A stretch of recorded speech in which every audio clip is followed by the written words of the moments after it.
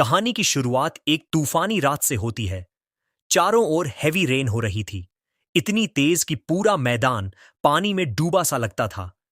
इस भीषण बारिश के बीच सियाओ चेन, जो सिर से पैर तक भीग चुका था, एक सुनसान मैदान की मिट्टी पर फॉर्मेशन बना रहा था। उसका पूरा ध्यान सिर्फ एक ही बात पर था, एक ऐसी पावर को समन करना जो उसे फेम और फॉर्च्यून दे सके, पावर और वेल्थ दे सके, ताकि वह अपनी मां की बीमारी का इलाज करा सके, अपने कर्ज उतार सके और एक बेहतर जिंदगी बना सके। उसके पास ही बारिश में भीगता हुआ उसका फोन पड़ा था। स्क्रीन हल्की रोशनी में चमक रही थी। अचानक उस पर कई मैसेजेस एक के बाद एक दिखाई देने लगे। सबसे पहले एक ठंडी सी सूचना आई, कंज्यूमर लोन एप्लीकेशन रिजेक्टेड। इसके बाद उसकी पूरी आर्थिक हालत सामने आने लगी। Outstanding date 110,000 repayment deadline, 100 total outstanding date, 100 million, साथ ही चेतावनी भी, अगर उसने समय पर रिपेमेंट नहीं किया तो कर्ज में 5% एक्स्ट्रा जुड़ जाएगा। इन्हीं सिस्टम मैसेजों के बीच एक और ज्यादा खतरनाक मैसेज आया, लोन शार्क्स का धमकी भरा मैसेज, गुस्से से भरा हुआ। उस पर इल्जाम लगाया गया था कि वह पैसे लेकर गायब होने की कोशिश कर रहा है। यह पढ़कर शाओ चेन पूरी तरह नाटकीय हो गया। उसने अपना सिर पीछे फेंका, आंखें चौड़ी कर लीं और आसमान की तरफ ऐसे चिल्लाया जैसे किसी टीवी सीरियल का हीरो क्लाइमेक्स में डायलॉग मार रहा हो। हे ऊपर वाले कस्टमर सर्विस, मुझे मेन कैरेक्टर बना दो, मेरी आत्मा ले लो, मेरा शरीर ले लो, और अगर चाहो तो मेरे लेफ्ट ओवर स्नैक्स भी ले जाना।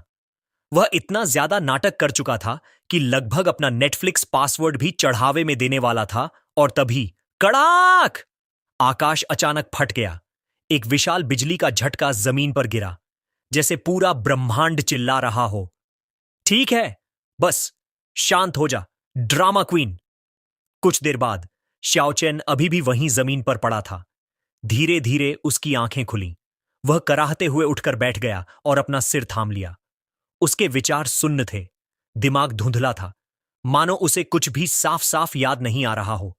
धीरे धीरे होश लौटते ही शाओ चेन को याद आया कि वह तो कंपनी में किसी प्रोजेक्ट पर काम कर रहा था, लेकिन अब वह जहां खड़ा था उसे पहचान ही नहीं पा रहा था।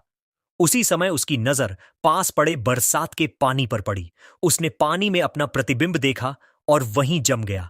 पानी में दिखाई देने वाला चेहरा किसी लो बजट ड्रामा मेकओवर जैसा लग रहा था, अनजान, अस्थिर कर देने वाला, और बिल्कुल भी ऑफिस रेडी नहीं। एक पल के लिए उसे सच में लगा कि शायद वह किसी फैंटेसी नॉवल में जाग गया है या किसी और की स्किन पहनकर खड़ा है।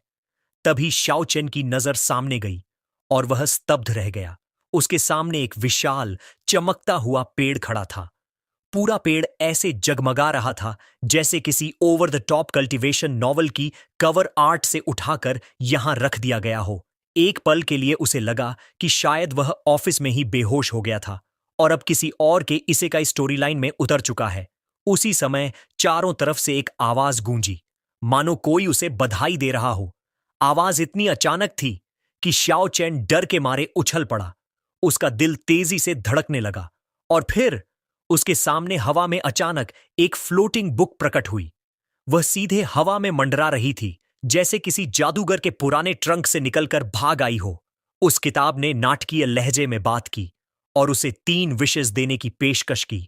न कोई शर्तें, न कोई फाइन प्रिंट, न कस्टमर सर्विस की लंबी वेट लाइन। एक बात करने वाली किताब देखकर शाओ चेन अवाक रह गया। पृथ्वी पर ऐसी चीजें तो सबसे अजीब इंटरनेट कोनों में भी नहीं मिलती। धीरे धीरे उसे एहसास हुआ, शायद वह सचमुच किसी दूसरे दुनिया में बिना टर्म्स एंड कंडीशंस पढ़े टेलीपोर्ट हो गया है। शाओ चेन सावधानी से उस फ्लोटिंग बुक के पास गया। उसे चारों तरफ से देखते हुए ऐसे घूमा जैसे कोई बिल्ली किसी संदिग्ध टोस्टर की जांच कर रही हो। हर एंगल से देखने के बाद उसके दिमाग में एक ही विचार आया, तो ये मेरा गोल्डन फिंगर है। लेकिन सच्चाई यह थी कि मेन कैरेक्टर बनने के लिए 3 विशेस थोड़ा कम लग रहा था। गोल्डन फिंगर तो अनलिमिटेड होना चाहिए, किसी चीट कोड की तरह, ना कि लिमिटेड अटेम्प्ट्स वाला ट्रायल वर्जन, जैसे हर ओवर कॉन्फिडेंट प्रोटैगनिस्ट करता है। शाओ चेन ने भी वही क्लासिक चाल चली। उसने 10 और विशेस मांग ली, यह वही चाल थी जिसकी वह इंटरनेट पर मजाक उड़ाता था और जिसे वह दिल में सालों से सीक्रेटली प्लान भी करता रहा था। शाओ की ये मांग सुनते ही वह किताब जोर से हंस पड़ी। वह हवा में और ऊपर उठने लगी और उसके आसपास की रोशनी और भी तेज चमकने लगी। कुछ पल के लिए ऐसा लगा मानो वह किताब झिझक गई हो। फिर वह खुद से बात करती हुई बोली, शुरू में उसे लगा था कि शायद कॉन्ट्रैक्ट में कोई कमी रह गई है, लेकिन अब ऐसा नहीं लग रहा था। किताब से निकलती तेज डरावनी ऑरा देखकर शाओ चेन घबरा गया। उसके अंदर एक अजीब सी बेचैनी बैठ गई थी। उसे समझ ही नहीं आ रहा था कि आगे क्या होने वाला है। अचानक वह किताब चमकने लगी और अगले ही क्षण एक डेथ गॉड जैसे रूप में बदल गई। उसने शाओ को न्यू सोल कहकर पुकारा, मानो किसी कॉस्मिक चेकलिस्ट में एक और टिक लगा रही हो। डर के मारे शाओ धड़ाम से जमीन पर बैठ गया। उसका दिमाग घबराहट से दौड़ने लगा। सोल, कॉन्ट्रैक्ट, ये हो क्या रहा है? वो कुछ भी समझ नहीं पा रहा था। उस दैवीय प्राणी ने नाटकीय अंदाज में कहा, तुम जैसे साधारण नश्वर लोग मेरी असली पहचान जानने के योग्य नहीं। उसने बताया कि जिस शरीर में शाओ अभी है वह असल में किसी और का था। एक ऐसा व्यक्ति जिसने कभी इच्छा मांगते हुए अपना सोल और अपना बॉडी पूरी तरह से सौंप दिया था। सोल लिया जा चुका था, डील पूरी हो चुकी थी, लेकिन किसी तरह शाओ ने इस बॉडी में कॉन्ट्रैक्ट के बीच में घुसपैठ कर ली थी। और फिर उस ठंडे डरावने पलों में वह प्राणी बिल्कुल कैजुअल अंदाज में पूछ बैठा, चूंकि यह शरीर अब तुम्हारा है तो क्या तुम भी मेरे हो गए? ये सुनते ही शाओ जम गया। सारी बातें एक बुरे प्लॉट ट्विस्ट की तरह दिमाग में बैठ गईं। तो ये था असली कारण कि मैं ट्रांसमाइग्रेट हुआ? ये कोई गोल्डन फिंगर नहीं है। ये तो मुझे मुफ्त का स्केपगोट बनाना चाहता था। By one get one free में सोल ले रहा है क्या? डर ने उसे पूरी तरह जकड़ लिया। शाओ अचानक मुड़ा और जान बचाने के लिए दौड़ पड़ा। उसके दिमाग में सिर्फ एक ही विचार था, मुझे यहां से निकलना ही होगा, अभी के अभी। लेकिन तभी उस डेथ गॉड ने अपनी उंगलियां चटकाईं। उसने चेतावनी दी, कॉन्ट्रैक्ट बनने के बाद उसे तोड़ने की कोशिश करने पर भयानक और पीड़ादायक सजा मिलेगी। और उंगली चटकते ही शाओ का पूरा शरीर आग की तरह जल उठा, जैसे किसी ने पेन सेटिंग को एक्स्ट्रा क्रिस्पी पर सेट कर दिया हो। शाओ दर्द में चीख उठा, पूरी तरह घबराकर हाथ पांव मारने लगा, मानो किसी बीबीक्यू में मुख्य पकवान वही हो और उसे बताया भी न गया हो। उसे तड़पता देखकर वह डेथ गॉड थककर बोला, हाय राम, कमजोर सोल है, ठीक से ग्रिल भी नहीं हो रहा। उस पल के लिए ऐसा लगा मानो वो दैत्य खुद सोच में पड़ गया हो।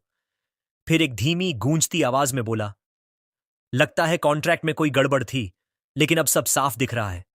शाओ के सामने खड़ा वो किताब जैसा हार्मलेस ऑब्जेक्ट अब बदल चुका था, एक डरावने डेथ गॉड में।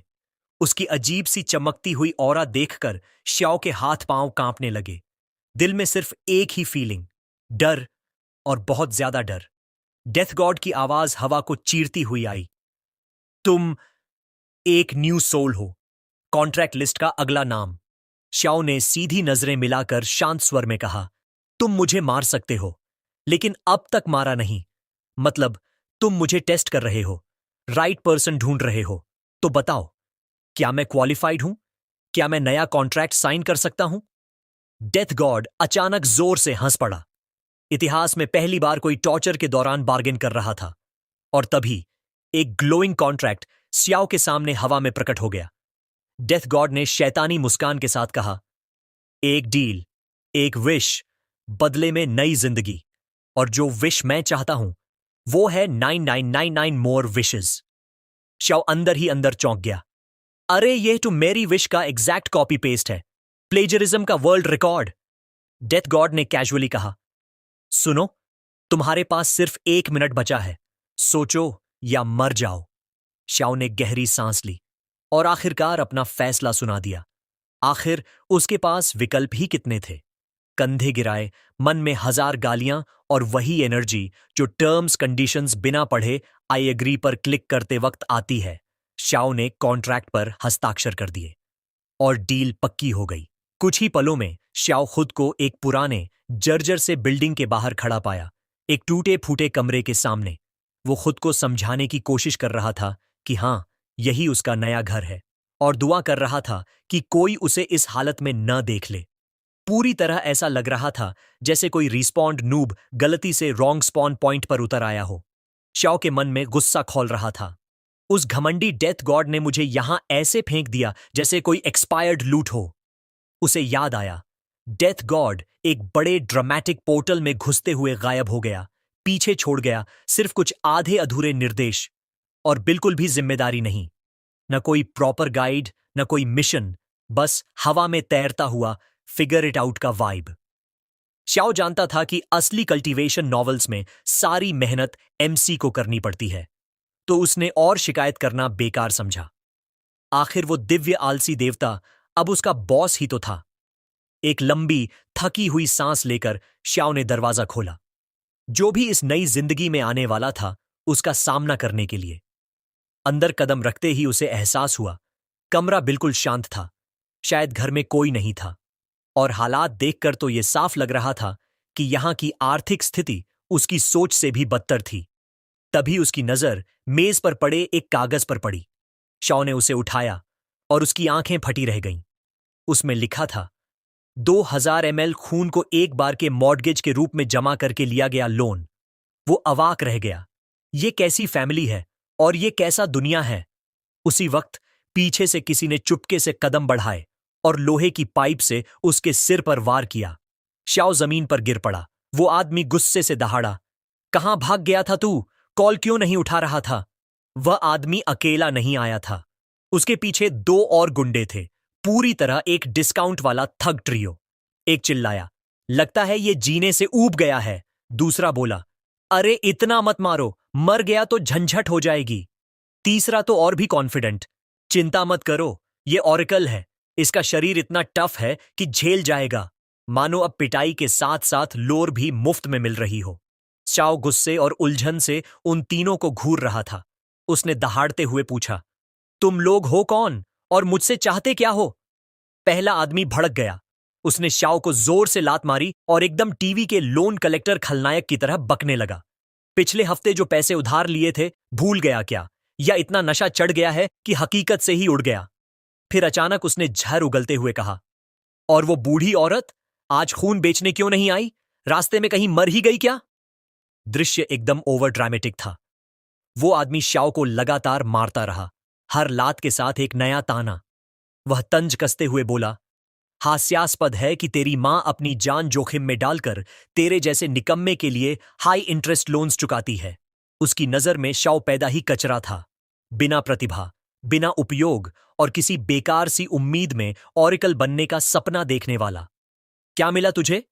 वह हंसा, सिर्फ कर्ज, और तू लोवेस्ट रैंक्ड ऑरेकल कहलाने लायक भी नहीं। तू और तेरी मां मेरे जूते साफ करने लायक भी नहीं हो। यह सुनते ही शाओ के दिमाग में एक फ्लैशबैक कौंध उठा। उसने अपनी मां को पूछा था, क्या मुझे सच में ऑरेकल बनने का सपना छोड़ देना चाहिए? उसने कबूल किया था कि वह नहीं चाहता कि उसकी मां इतनी मेहनत करे। एक डरावना सपना उसे सताता था, जिसमें उसकी मां दिन रात हस्तकला बनाते हुए आखिर थक कर गिर जाती है और फिर कभी उठ नहीं पाती। यह सोचकर आज भी उसके रोंगटे खड़े हो गए। अगर वह ऑरेकल न बन पाया, अगर उसने अपनी मां को खो दिया तो? फ्लैशबैक में उसकी मां ने प्यार से उसके सिर पर हाथ रखा था।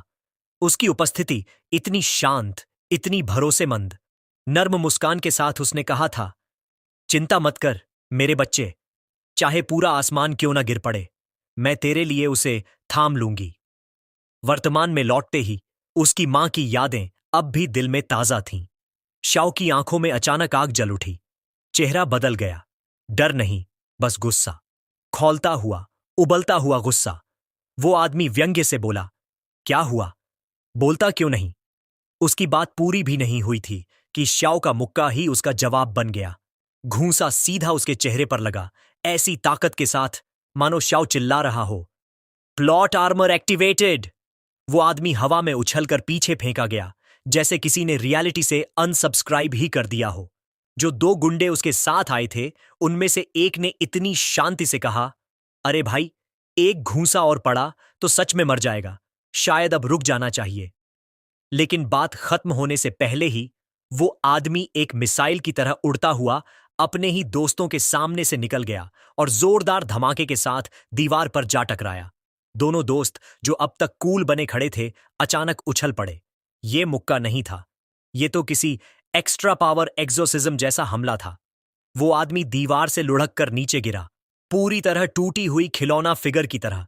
मुंह से खून बह रहा था, कई दांत मिशन छोड़कर भाग चुके थे। लग रहा था जैसे ट्रक या कारमां दोनों ने उसे एक साथ कुचल दिया हो।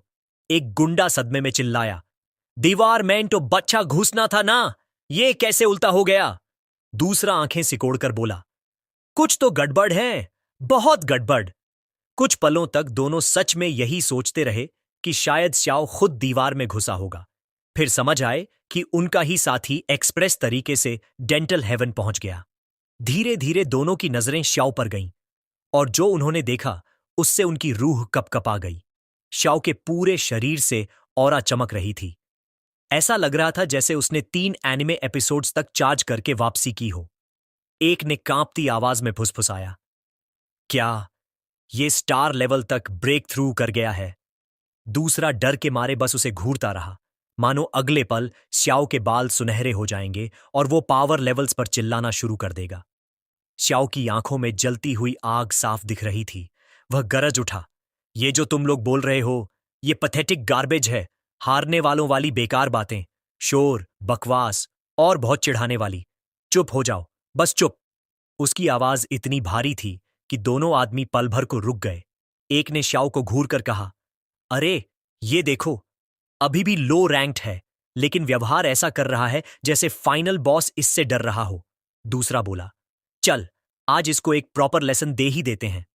दोनों गुस्से और सस्ती विलन एनर्जी लेकर श्याओ की तरफ झपट पड़े। हाथों में आयरन रॉड्स लिए ऐसे दौड़ रहे थे जैसे किसी चीप एक्शन मूवी का ऑडिशन दे रहे हों। इरादा साफ था, श्याओ के किसी हाथ पैर को आज ही मॉडर्न आर्ट में बदल देना। लेकिन श्याओ पूरी तरह शांत था। वह उन्हें ऐसे देख रहा था जैसे किसी गेम के ट्यूटोरियल लेवल के 2 कमजोर बॉसेस को देख रहा हो। उसे अपने भीतर वही ग्लोइंग सेंसेशन फिर महसूस हुआ। क्या यही ऑरेकल वाला सेकंड स्टेज ई लेवल था? उनके चेहरों पर भरा हुआ ओवर कॉन्फिडेंस साफ दिखाई दे रहा था। उन्हें लगता था वे फूड चेन में श्याओ से ऊपर हैं। दुर्भाग्य, सच्चाई उनसे कुछ ही पल दूर थी। अचानक उनमें से एक ने आयरन रॉड से तेज वार किया। रॉड हवा चीरती हुई नीचे आई और श्याओ की नजरें हर मूव को स्लो मोशन में देखने लगीं। हर एंगल, हर गति क्रिस्टल क्लियर। अगले ही पल हमलावर के चेहरे पर डर फैल गया, क्योंकि श्याओ सामने था ही नहीं। घबराकर उसने चिल्लाया, where the hell did he गो?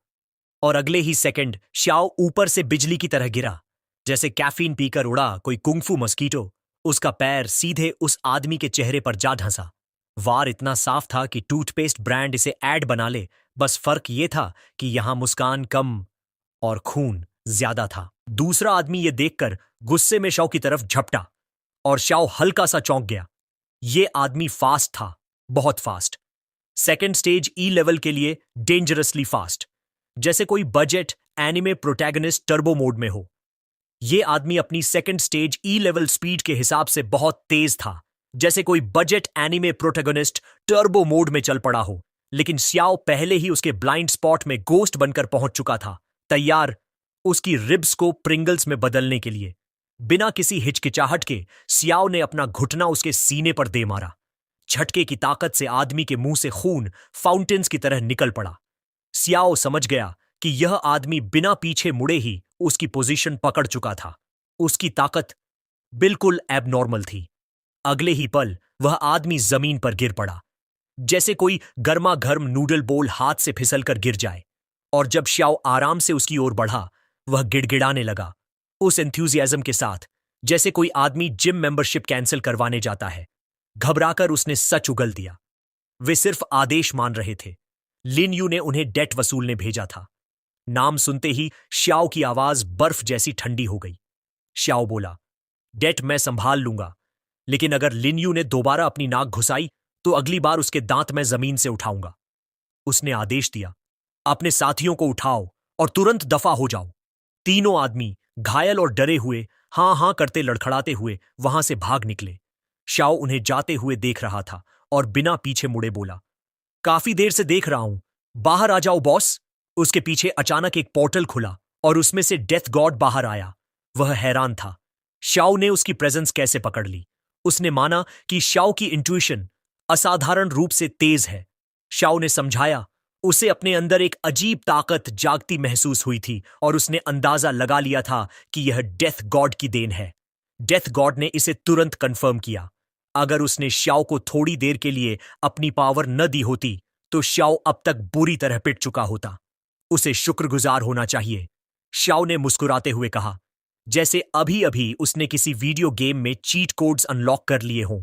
उसे पूरा यकीन था कि डेथ गॉड ही उसका असली गोल्डन फिंगर है और वह जल्द ही इनविंसिबल बन जाएगा, शायद किसी सब्सक्रिप्शन प्लान पर। लेकिन डेथ गॉड ने तुरंत उसकी गलतफहमी दूर कर दी। उसने कहा, मेरी पावर मॉर्टल्स के लिए नहीं है। तुम बस लकी थे कि तुमने अपनी लिमिट क्रॉस नहीं की। अगर शॉ ने उस पावर की लिमिट पार कर दी होती तो दुश्मन उसे छूने से पहले ही वह खुद अपनी ताकत से मर गया होता। हताश होकर शाओ ने पूछा, तो क्या तुम्हारे लिए काम करने का कोई फायदा भी है? अगर मैं स्ट्रांग बन जाऊं तो कॉन्ट्रैक्ट पूरा करना ज्यादा आसान नहीं होगा। डेथ गॉड ने उसे शांत करते हुए कहा कि कॉन्ट्रैक्ट के अनुसार उसे एक उपयोगी रिवॉर्ड मिलेगा, लेकिन वो रिवॉर्ड अभी तय नहीं हुआ है। फिर उसने सख्ती से चेतावनी दी, बोरोड पावर का ख्याल भूल जाओ जब तक जल्दी मरने का इरादा ना हो। यह सुनकर शाओ ने निराश होकर लंबी सांस ली और चुपचाप अपनी किस्मत मान ली। डेथ गॉड ने उसे गौर से देखा। वह थोड़ा हैरान था। शाओ ने जितनी पावर उधार ली थी वह उससे कई गुना ज्यादा निकल आई थी, और सबसे हैरानी की बात, शाओ ने उसे बेहद स्थिरता से नियंत्रित भी किया था। डेथ गॉड के दिमाग में एक ख्याल चमका, क्या यह लड़का उसका नियत कनेक्शन हो सकता है? उसी समय श्याओ उसकी ओर मुड़ा और बोला, तो दूसरा विश डिसाइड किया आपने? डेथ गॉड एक पल के लिए भ्रमित दिखा। श्याओ ने उसे याद दिलाया, आपने खुद कहा था कि आप मेरी विशेस को पूरा करने में मदद करोगे। डेथ गॉड ने बेपरवाही से जवाब दिया, सोचा नहीं अभी तक, लेकिन हां, कुछ विशेस पहले ही चल रही हैं। समय आने पर तुम्हें पता चल जाएगा। यह सुनकर श्याओ हक्का बक्का रह गया। वह फिर पूछने ही वाला था, लेकिन डेथ गॉड ने दो टूक कह दिया, जो करना है खुद करो। श्याओ थोड़ी देर चुप रहा। उसे एहसास हुआ कि वह इस दुनिया के बारे में कुछ नहीं जानता, न नियम, न ताकतों का सिस्टम, न खतरे। सीखने को बहुत कुछ था। उसने सोचा था कि डेथ गॉड कम से कम एक विश, एक डायरेक्शन, एक गोल दे देगा, लेकिन यह साफ हो चुका था, वह उस पर भरोसा नहीं कर सकता। ध्यान बदलते हुए शाओ ने अपनी नजर हाथ में पकड़े फोन पर डाली, वही फोन जो उसे रूफटॉप पर मिला था। उसने तय किया कि सबसे पहले इसे ही चेक करेगा।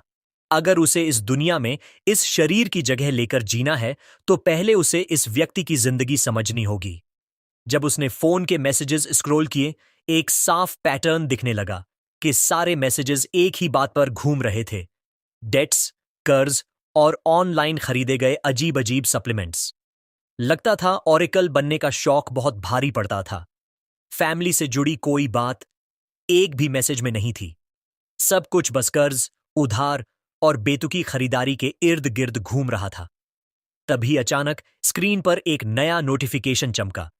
श्याओ की मां टीनलन हॉस्पिटल में कोमा में थी। उसे तुरंत वहां पहुंचना था। हॉस्पिटल के अंदर श्याओ तेजी से पहुंचा। उसके चेहरे पर घबराहट साफ दिख रही थी। पेशेंट रूम में जाते ही उसने एक महिला को बिस्तर पर बेहोश पड़ा देखा। उनके पास एक और महिला बैठी थी, गंभीर, चुप और अंदर ही अंदर टूटी हुई।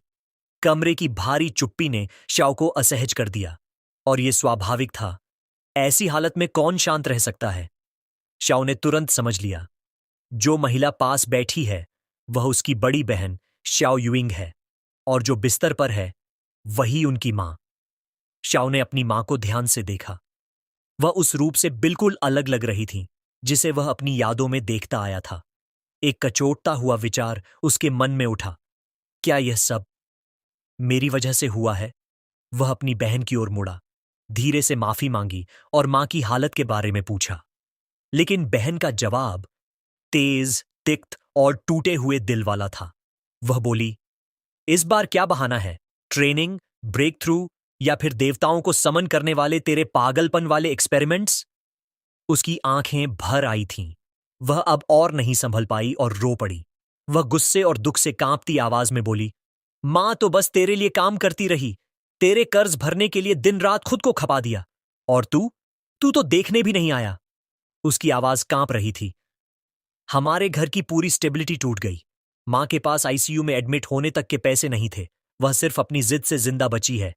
वह लगभग मर ही गई थी। कुछ पल की खामोशी के बाद उसकी आवाज थोड़ा नरम हुई। वह बोली, माफ करना, बस मैं भी थक चुकी हूं और मां भी। फिर उसने श्याओ के हाथ में एक कार्ड थमा दिया। उसमें 6 महीने का रहने का खर्च था। उसने कहा, आज से मां की देखभाल मैं करूंगी। तुम्हारे कर्ज, तुम्हारी परेशानियां अब सिर्फ तुम्हारी हैं। हमारा तुमसे कोई रिश्ता नहीं रहा। श्याओ वहीं स्तब्ध खड़ा रह गया। आखिरी बार उसने उसकी तरफ देखा और फिर मुड़कर कह दिया, अब से हमारे बीच कोई नाता नहीं। बाद में सड़क पर चलते हुए श्याओ खोया हुआ था। उसके हर कदम में भारीपन था। तभी डेथ गॉड की आवाज उसके पास गूंजी। उसने श्याओ की बेचैनी महसूस कर ली थी। वह बोला, क्या उसके शब्द तुम्हें इतना चुभ गए? वो औरत असल में तुम्हारी बहन है भी नहीं, और ये सारी मुसीबतें तुम्हारी गलती भी नहीं है। श्याओ को उससे ऐसी बातों की उम्मीद नहीं थी, लेकिन उसने बस इतना कहा, मैं ठीक हूं। बस उसकी बातें पुराने घावों की याद दिला गईं। तब भी मैं बोलना चाहता था, लेकिन बोल नहीं पाया। डेथ गॉड ने हल्की हंसी में उसे झिड़क दिया। भावनाओं में मत बहो, अपनी विश को मत भूलो। श्याओ एक पल के लिए रुक गया। उसे वादा याद आया, अगर वह अपनी वर्थ साबित कर दे तो डेथ गॉड उसे और शक्तिशाली बनाएगा। इतना शक्तिशाली कि शायद वह सब कुछ ठीक भी कर सके। डेथ गॉड ने दोबारा पुष्टि की, वादा अब भी है, बस अपनी कीमत साबित करो। ये सुनते ही श्याओ की आंखों में दृढ़ता लौट आई। उसके कदमों में फिर से तीखी चाह जाग उठी। वह गहरी सांस लेकर आगे बढ़ गया। उधर योयो क्लब के अंदर एक आदमी ताजा आंकड़े देख रहा था और उसके चेहरे पर संतुष्टि की एक हल्की मुस्कान फैल रही थी। उस राउंड का प्रॉफिट अच्छा आया था। बॉस ने अपने सबॉर्डिनेट को आदेश दिया, इन्वेस्टमेंट बढ़ाते रहो और हमारे पार्टनर्स से कहो कि रिकवरी तेज करें। हायर अप्स ज्यादा इंतजार नहीं करेंगे। सबॉर्डिनेट ने सिर हिलाया, फिर बोला, एक और मसला है। हमारी जांच में पता चला है कि एरिया ए की ऑर्गेनाइजेशन में दिक्कत हुई है।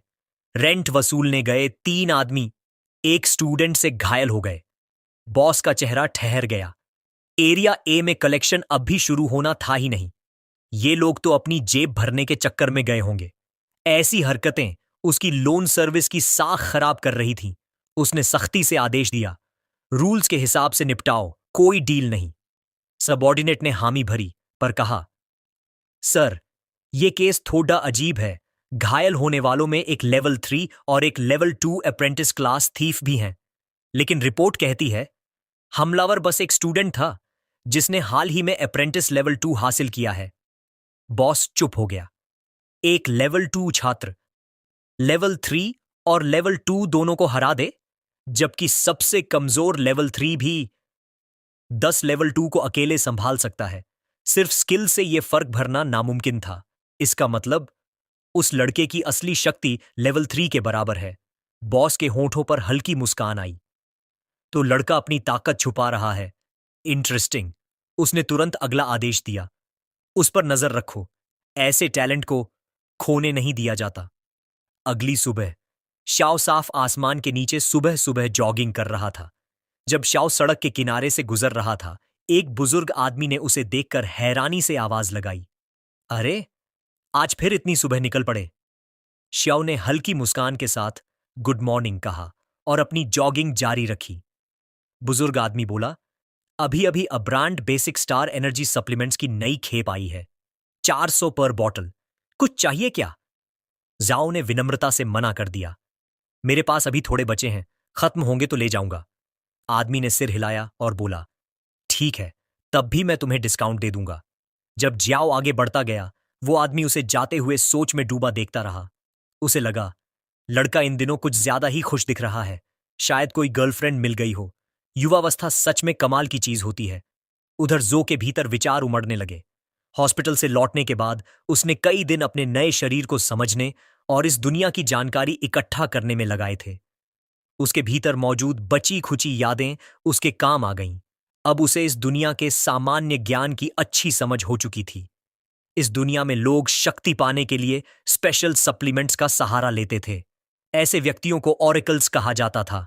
ऑरिकल बनने वाली दवाएं बेहद महंगी थीं। यही वजह थी कि असली शाओ भारी कर्ज में डूब गया था।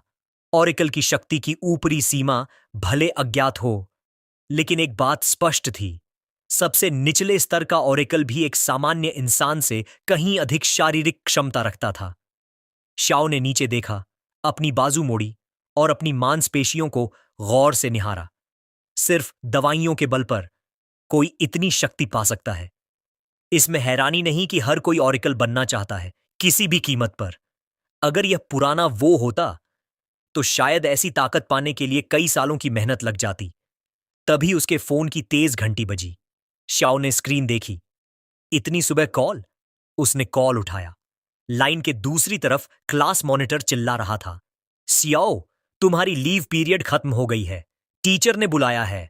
हम कल रात भी तुम्हें फोन कर चुके हैं। वह कहता है कि उसे कुछ भी याद नहीं भूला, क्योंकि वह पूरी तरह जाग रहा था। लेकिन अंदर अंदर वह जानता है कि वह सच में सब भूल चुका है। इसी उलझन में वह स्कूल पहुंचता है। टीचर उन्हें बताती है कि ऑरिकल्स का इतिहास वे पहले ही पढ़ चुके हैं, इसलिए अब वह उनके इकोनॉमी पर प्रभाव के बारे में बात करना चाहती हैं। चेन ध्यान लगाकर सुनता है और उसके दिमाग में एक साफ तस्वीर बनती है। ऑरिकल की स्टेटस उसकी स्ट्रेंथ से तय होती है और रैंकिंग के आधार पर पहचान दी जाती है। सबसे नीचे रैंक ई और सबसे ऊपर रैंक एस। और अगले रैंक तक पहुंचने के लिए पहले अपने वर्तमान रैंक के हाईएस्ट लेवल तक पहुंचना जरूरी है। कहा जाता है कि रैंक एस तक पहुंचने वाले लोगों को देवताओं जैसा सम्मान मिलता है। ऑरिकल्स की शक्ति को संतुलित रखने के लिए दुनिया को 5 लेवल्स में बांटा गया है। लेवल 5 में वे साधारण लोग रहते हैं जो लेवल ई पर हैं। इसे पेरिफेरल लेयर कहा जाता है। इससे ऊपर के लेवल 4 to 1 को इनर लेयर कहा जाता है, जहां केवल वही जा सकते हैं जिनकी रैंक कम से कम डी हो। चेन कल्पना करता है कि वह अभी रैंक ई पर है, सबसे निचले स्तर पर, और अगर उसे ज्यादा रिसोर्सेज चाहिए तो उसे शहर के मीडियन सेक्टर तक जाना होगा। इसलिए उसे जल्द से जल्द अपनी स्ट्रेंथ बढ़ाने का तरीका ढूंढना पड़ेगा। तभी अचानक एक चौक का टुकड़ा उसकी पीठ पर आकर लगता है। वह मुड़कर देखता है। 2 छात्र उसे चिढ़ाते हुए खड़े हैं। जोनस पूछता है, क्या तू हमें मजाक समझ रहा है? लिखित टेस्ट में थोड़ा अच्छा क्या कर लिया? खुद को बड़ा समझने लगा? उसका दोस्त हंसते हुए कहता है, लेवल तो तुम्हारा भी 1 ही है, लेकिन मेरी एक पंच ही काफी है तुम्हें बेहोश करने के लिए। एमसी मन ही मन सोचता है, कूड़ा हर जगह फैला हुआ है। उसी समय टीचर घोषणा करती है कि आज फिजिकल एजुकेशन की क्लास में टेस्ट होगा, इसलिए सबको कपड़े बदलकर यार्ड में आना होगा। कुछ देर बाद सब बाहर आ जाते हैं। चेन वार्म अप करता जाता है और सोचता है कि ऑरिकल डिपार्टमेंट के छात्रों की लगभग पूरी दिन की क्लासेस फिजिकल एजुकेशन की होती है। उसे उनका ट्रेनिंग तरीका काफी दिलचस्प भी लगता है। इसी दौरान एक छात्र उसे पुकारते हुए पास आता है और तुरंत ही आसपास के लोग चिल्लाने लगते हैं कि फिर से लड़ाई होने वाली है, क्योंकि वही परेशान करने वाला समूह एमसी से उलझने आ गया है। कुछ छात्र तो यह भी पूछते हैं कि ये दोनों हर महीने यही नाटक करके थकते नहीं क्या? जेम्स फिर से उकसाते हुए पूछता है, क्लासरूम में हमारे सामने आने में मजा आया था, लिखित टेस्ट में हाई स्कोर करने का फायदा ही क्या है? बैटलफील्ड पर उसका कोई मतलब नहीं। वह आगे कहता है, ऑरिकल की दुनिया में लेवल और स्ट्रेंथ ही सब कुछ है, और स्ट्रेंथ के मामले में तुम अपने लेवल पर बस एक कचरा हो, है ना? चेन को यह सुनकर हंसी आती है और वह शांत स्वर में पूछता है, अगर तुम्हारी लॉजिक सही है तो तुम खुद भी तो बेकार ही हुए। यह सुनकर जेम्स तमा जाता है और पंच मारने की तैयारी करता है, लेकिन जैसे ही वह वार करता है, चेन उसकी मुक्का बेहद आसानी से रोक लेता है। दूसरा लड़का गुस्से में पूछता है, नाटक खत्म हुआ? बोलना पूरा कर लिया? जेम्स की हालत खराब होने लगती है। वह अपनी बांह छुड़ा ही नहीं पा रहा। चेन हल्की सी मुस्कान के साथ पूछता है, क्या मैं इस कचरे का मुंह बंद कर दूं? जेम्स पूरे शरीर में कांपते हुए कहता है, ठहरो 1 मिनट। तभी दोनों पर एक भारी दबाव उतरता है। चेन के माथे पर ठंडी पसीना बहने लगता है। यह एक तीव्र दम घोंट देने वाली ऑपरेशन की भावना थी। वह और कोई नहीं, प्रोफेसर जोआ था। वह तेज आवाज में पूछता है, किसने इजाजत दी मेरी क्लास में समस्या पैदा करने की? वह एमसी को जंकी कहकर ताना देता है और पूछता है, वापस आते ही ट्रबल शुरू कर दिया तुमने? चेन तुरंत अपना भाव बदलता है और शांत स्वर में कहता है, नहीं सर, हम बस फाइट प्रैक्टिस कर रहे थे। और वह जेम्स की बांह छोड़ देता है। शीजोआ ठंडी नजर से देखता है और कहता है, यह पहली वार्निंग है, अगली बार गलती की तो बुरा होगा। फिर वह पूरी क्लास को इकट्ठा करता है और जोर से घोषणा करता है, ध्यान से सुनो, ग्रेजुएशन एग्जाम में सिर्फ 3 महीने बचे हैं और पोस्ट ग्रेजुएशन ट्रांसफर टूर्नामेंट उससे भी ज्यादा महत्वपूर्ण है। प्रोफेसर जोआ पूरे क्लास को चेतावनी देता है कि अगर वो लोग एग्जाम में अच्छा प्रदर्शन करते हैं तो न सिर्फ स्कूल का नाम रोशन होगा, बल्कि उन्हें प्रेस्टिजियस एकेडमी में जाने का मौका भी मिल सकता है। और इसी परफॉर्मेंस को बेहतर बनाने के लिए उसने रैंक ए के बिगिनर सप्लीमेंट्स भी तैयार किए हैं। टेस्ट शुरू होता है। एक स्टूडेंट तो 24 रेपिटेशंस पर ही लगभग बेहोश होने वाला था। दूसरा काफी एक्साइटेड है, 50 तक पहुंच जाता है। दूर खड़ा एमसी ये सब देखकर सोचता है, क्या सच में यही ओरेकल का टेस्ट है? मुझे लगा था ये कुछ ज्यादा खास होगा। तभी कोई उसे पुकारता है। वो क्लास रिप्रेजेंटेटिव थी। वो कहती है कि उसने कई दिन मिस किए, इसलिए उसने सोचा कि शायद उसके साथ कुछ हुआ है। फिर वो थोड़ा शर्माते हुए माफी मांगती है कि वो जरूरत से ज्यादा पूछ रही है। लेकिन ग्रेजुएशन के इतने करीब ऐसा गैप होना अजीब था, इसलिए वो क्यूरियस थी। चेन हल्की हंसी के साथ कहता है कि वो ठीक है और उसकी चिंता करने के लिए धन्यवाद भी देता है। लूडियन पूछती है कि क्या वो टीचर का सप्लीमेंट नहीं खरीदेगा। चेन कहता है कि नहीं, क्योंकि उसके पास पैसे नहीं हैं, और अगर वो अकेला ऐसा है जिसने सप्लीमेंट नहीं खरीदा तो इसका मतलब साफ है कि वो क्लास का सबसे गरीब स्टूडेंट है। वो कहती है कि बिना सप्लीमेंट के उसे मुश्किल होगी, लेकिन तभी टीचर उसे आवाज देकर बुला लेता है और वो बात अधूरी रह जाती है। वो बार की तरफ जाती है एग्जाम देने, और प्रोफेसर जोआ गौर करता है कि उसने सप्लीमेंट की 2 बॉटल्स ली हैं, इसलिए वो तुरंत उसे अप्रूव कर देता है। चैन ये सब देखकर समझने लगता है, टीचर तो वही स्टूडेंट्स फेवर कर रहा है जो सप्लीमेंट्स खरीद रहे हैं, और अब उसे भरोसा करना होगा कि उसकी स्किल्स ही काफी होंगी, क्योंकि वह गरीब है और सप्लीमेंट्स नहीं खरीद सकता। अभी वो ये सोच ही रहा था कि उसका नाम भी बुला लिया गया। टीचर नोटिस करता है कि चेन ने कुछ नहीं खरीदा, और उसके चेहरे पर एक अजीब सी मुस्कान आती है, जैसे वो पहले से ये तय कर चुका हो कि चेन फेल होगा और उसे पूरी क्लास के सामने एक एग्जाम्पल की तरह यूज किया जाएगा। एमसी आयरन बार को देखता है और पाता है कि ये तो बिल्कुल नॉर्मल लग रही है। जैसे ही चेन अपना हाथ बार पर रखता है, वह अचानक चौंक जाता है। उसे महसूस होता है कि उसका शरीर भारी होता जा रहा है, और जितनी ज्यादा ताकत वो लगाता है, बार उतनी ही भारी होती जाती है। वो समझने की कोशिश करता है कि क्या ये उसकी कलाई पर लगे क्रिस्टल की वजह से है। फिर उसे पता चलता है कि बार का वजन एक लिमिट तक बढ़ता है और उसकी करंट स्ट्रेंथ इस वेट को संभाल सकती है। ये समझते ही वो तुरंत एक्सरसाइज शुरू कर देता है। वेट 20 की रियाव से बढ़कर 100 की रियाव तक चला जाता है, लेकिन चेन बिना रुके करता रहता है। आसपास खड़े स्टूडेंट्स हैरान रह जाते हैं। क्या एमसी ने सच में 100 रेप्स कर दिए? पहले तो ये 30 भी नहीं कर पाता था, और अब तो ये रैंकिंग में 2nd पोजीशन पर पहुंच गया है। चेन एक्सरसाइज खत्म करता है और उसी पल कई स्टूडेंट्स उसके पास भागकर आते हैं। सब कहते हैं कि वो अनबिलीवेबल है। इस स्कोर के साथ तो वो एलीट क्लास में भी जा सकता है। कुछ पूछते हैं कि वो 2nd रैंक पर कब पहुंचा और क्या उसने ढेर सारे सप्लीमेंट्स लिए हैं। दूर से खड़ा टीचर सब देख रहा था। वो सोचता है कि क्या चेन ने स्टेरॉइड्स लिए हैं, क्योंकि उसका फिजिक कुछ दिनों में ही बहुत इंप्रूव हो गया है।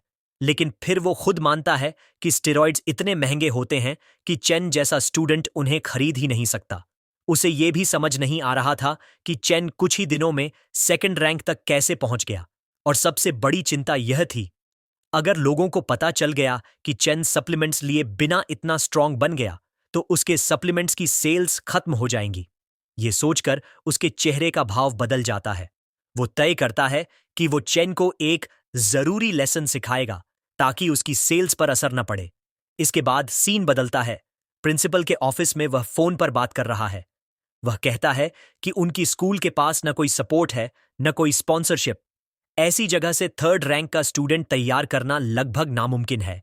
इसी वजह से वो किसी तरह डील करने की कोशिश करता है, लेकिन उसे कोई मदद नहीं मिलती। प्रिंसिपल फोन रखकर गहरी सांस लेता है। वह परेशान है।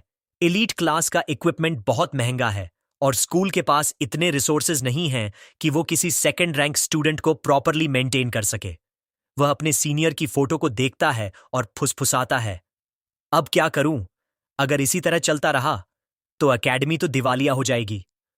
तभी दरवाजे पर नॉक होता है। टीचर जोआ अंदर आने की अनुमति मांगता है।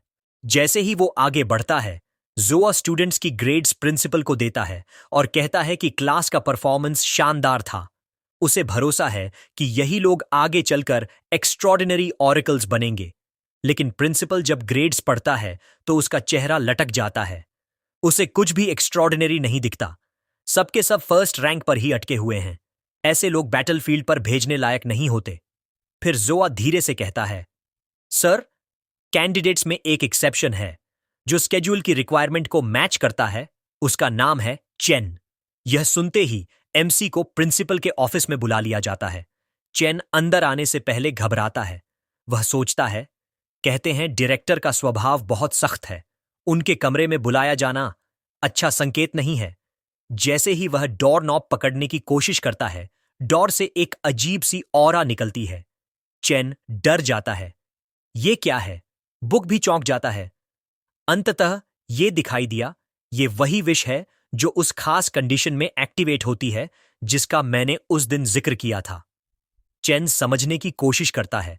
तभी अंदर से डायरेक्टर की आवाज आती है, अंदर आओ। चेन तुरंत कमरे में प्रवेश करता है और पूछता है कि उसे क्यों बुलाया गया। डायरेक्टर उसके फाइल पर हाथ रखकर कहता है, तुम्हारी फिजिक अच्छी है, लगभग सेकंड रैंक के बराबर। लेकिन समस्या ये है, तुम्हारी एब्सेंसेस, टीचर्स के प्रति डिसरिस्पेक्ट और फाइट्स, ये सब देखने में लगता है जैसे तुम हॉट टेम्पर्ड हो। फिर वह गंभीर होकर कहता है, लेकिन यह सब इरेलेवेंट है, क्योंकि एक ऑरेकल के लिए इन सब से भी इंपॉर्टेंट चीज होती है। डायरेक्टर साफ कर देता है कि वह मनी की बात कर रहा है और इसी वजह से वह चेन को आखिरी बार चेतावनी देता है कि उसे यह रास्ता छोड़ देना चाहिए।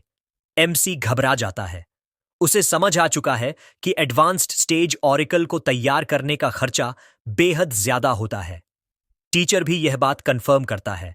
साथ ही यह भी कहता है कि चेन के घर की हालत पहले से ही खराब है, इसीलिए वह सोचता है कि खर्चा कम करना ही बेहतर होगा।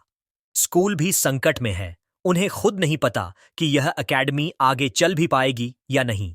ऐसे में किसी अच्छे स्टूडेंट को एलीट क्लास में डालना उनके लिए फायदेमंद नहीं होगा, क्योंकि रिसोर्सेज उन्हें उन स्टूडेंट्स पर लगाना है जिनमें सच्ची पोटेंशियल है।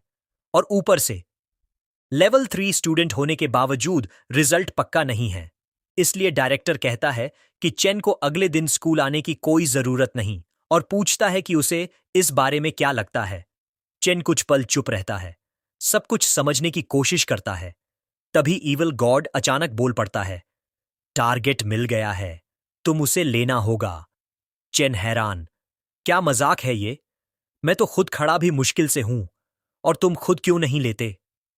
इविल गॉड शांत स्वर में जवाब देता है, अगर मैं खुद ले सकता तो अब तक ले चुका होता। कॉन्ट्रैक्ट में साफ लिखा है, मैं केवल वही प्राप्त कर सकता हूं जो पूरी तरह से तुम्हारा हो। इसलिए उस क्रिस्टल को हासिल करने का तरीका तुम्हें ही ढूंढना पड़ेगा। चेन को यह बिल्कुल पसंद नहीं आता, क्योंकि अपना कर्ज चुकाने के लिए उसे सेंट्रल जोन में प्रवेश करना होगा, जहां जाने के लिए रैंक डी और ऑरेकल ग्रेजुएशन सर्टिफिकेट दोनों चाहिए। और यह शहर में मौजूद एकमात्र हाई स्कूल है। अगर वह निकाला गया तो उसकी जिंदगी हमेशा के लिए खत्म। वह गहरी सांस लेता है। उसे किसी भी कीमत पर कोई समाधान ढूंढना होगा। उसे याद आता है कि एलीट एकेडमी की स्थापना से अब तक कोई भी स्टूडेंट लेवल 2 से आगे नहीं गया। मतलब उनके लिए लेवल 2 से ऊपर का कोई भी स्टूडेंट बहुत कीमती होता है। चेन अपनी किताब को बुलाता है और कहता है कि उसे अब तक विश पूरी करने का रिवॉर्ड नहीं मिला, तो क्या वह खुद अपना रिवॉर्ड चुन सकता है? बुक कुछ देर सोचता है और कहता है कि शायद हाँ, ये पॉसिबल है। एमसी आत्मविश्वास से जवाब देता है कि उसका रिवॉर्ड सिर्फ एक है, पावर बोरो करना। इविल गॉड तुरंत मना करता है। वह कहता है कि उसका शरीर इतनी पावर झेल नहीं पाएगा और पिछली बार वो सिर्फ किस्मत से जिंदा बचा था। इसलिए वह एमसी को कोई और प्लान चुनने को कहता है, लेकिन एमसी साफ कह देता है कि वो एक्सपेल्ड होने का रिस्क बिल्कुल नहीं ले सकता, और अगर उसे निकाल दिया गया तो उसे नहीं पता अगली बार सेंट्रल सिटी पहुंचने का मौका कब मिलेगा। इसलिए वो ईविल गॉड से कहता है, बस इस बार ट्रस्ट कर लो। बुक उसकी ये कॉन्फिडेंस महसूस करता है और कॉन्ट्रैक्ट एक्टिवेट कर देता है। कॉन्ट्रैक्ट की पावर बाहर निकलती है और साथ में ये वार्निंग भी, अब से तुम बिल्कुल अकेले हो, सारी कॉन्सिक्वेंसेस तुम्हारी होंगी। एमसी बिना सोचे समझे रिवॉर्ड एक्सेप्ट कर लेता है। उसी समय प्रिंसिपल पूछता है कि क्या उसे कुछ और कहना है। एमसी कहता है कि वह एक बार फिर टेस्ट देना चाहता है ताकि उसी के आधार पर उसका फाइनल स्टेटस तय हो सके। प्रिंसिपल उसका हाथ पकड़कर उसे टेस्ट करता है और शॉक हो जाता है। एमसी का लेवल अब लेवल 2 है, जो रिपोर्ट से ज्यादा है, लेकिन फिर भी काफी नहीं। प्रिंसिपल इसे शेम कहता है। एमसी आंखें बंद करता है। उसे पता है कि यह उसकी वन एंड ओनली चांस है। वह फैसला करता है कि इस बार वह अपने अंदर की मैक्सिमम पावर इस्तेमाल करेगा। अगले ही पल उसकी बॉडी में एनर्जी फटने लगती है।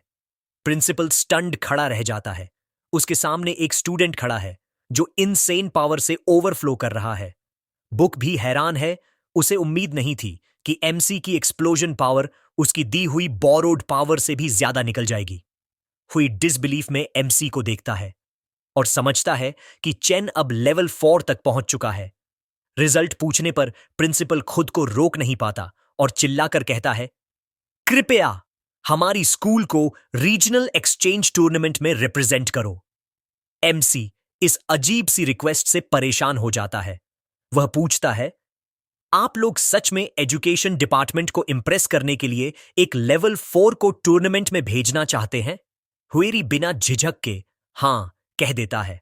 वह समझाता है कि लेवल 4 क्लासिफिकेशन में कंपीट करना हर ऑरेकल स्कूल के लिए सबसे बड़ा सम्मान है और उनकी स्कूल कई सालों से लास्ट प्लेस पर है, इसलिए उन्हें जल्द से जल्द अच्छे रिजल्ट्स दिखाने की जरूरत है। वह यह भी मान लेता है कि इसी वजह से वो अपने सारे रिसोर्सेज सिर्फ प्रॉमिसिंग स्टूडेंट्स पर खर्च कर रहे हैं और एमसी को गलत जज करने के लिए माफी भी मांगता है।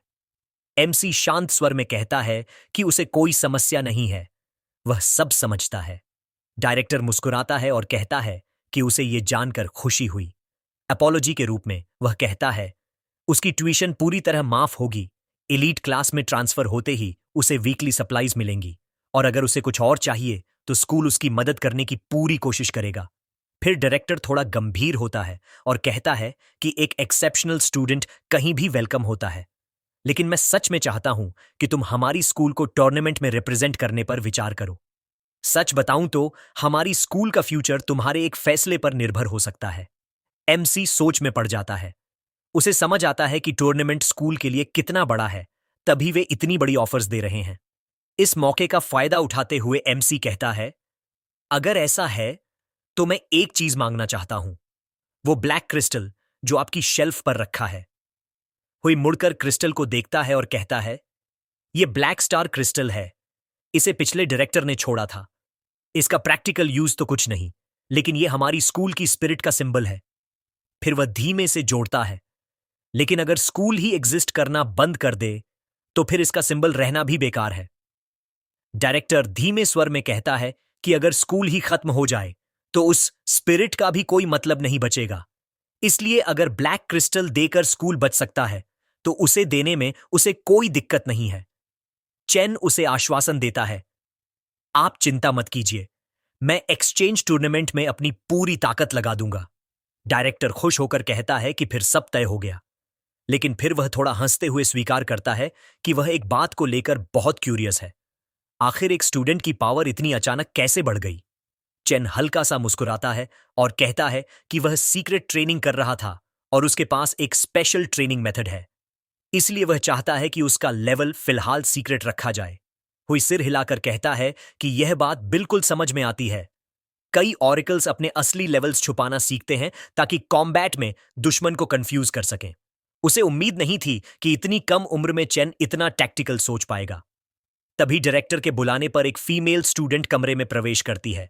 डायरेक्टर उसे निर्देश देता है कि वह तुरंत चेन को एलीट क्लास में ले जाए। वह ठीक है कहती है और दोनों स्कूल के गलियारों से होकर आगे बढ़ते हैं। इसी बीच टीचर भागते हुए आता है और एमसी पर चिल्लाने लगता है। वह कहता है कि उसने डायरेक्टर से बहुत विनती की थी कि वह अपना फैसला बदल दे, क्योंकि एवरेज ग्रेड्स वाले स्टूडेंट्स भी सीखने का हक रखते हैं। वह एमसी से कहता है कि तुम्हें छोड़ देने के बाद भी डेडिकेटेड रहना। एमसी हैरान रह जाता है। फीमेल स्टूडेंट भी समझ नहीं पाती और तुरंत बताती है, चेन को अबैंडन नहीं किया गया, उसे एलीट क्लास में ट्रांसफर किया गया है। डायरेक्टर खुद उसे बुला रहे हैं और वो तो काफी नाराज भी लग रहे थे। जोआ ये सुनकर ठिठक जाता है।